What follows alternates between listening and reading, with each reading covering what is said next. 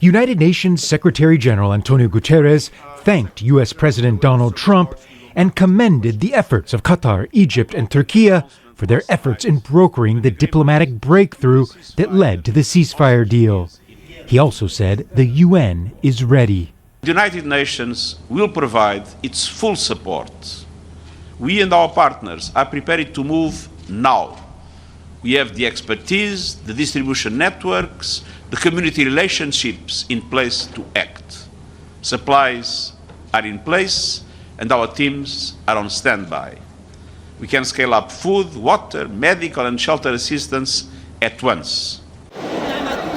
The ceasefire deal calls for full aid to be immediately sent to the Gaza Strip, at minimum consistent with levels that were included in the January ceasefire agreement. That's roughly 600 trucks a day. Tom Fletcher, the UN's Humanitarian Affairs and Emergency Relief Coordinator, in a briefing with journalists, laid out ambitious plans. Here is what we plan to deliver in the first 60 days of the ceasefire. We will aim to increase the pipeline of supplies to hundreds of trucks every day. Food, we will scale up the provision of food across Gaza to reach 2.1 million people who need food aid and around 500,000 people who need nutrition.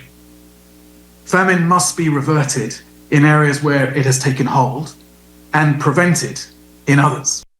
He also said the UN will begin to rebuild the decimated health system and deliver thousands of temporary shelters every week. But to do all of this, the UN needs money, and there is a shortfall. The UN humanitarian appeal for the occupied Palestinian territories is $4 billion.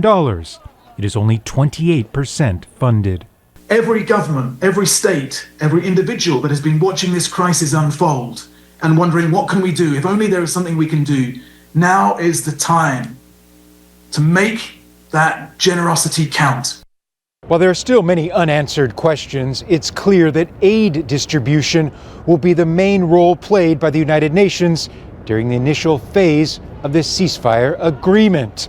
An agreement that many aid workers likely are welcoming, because it's been 565 aid workers that have been killed in Gaza since Israel's war began 2 years ago.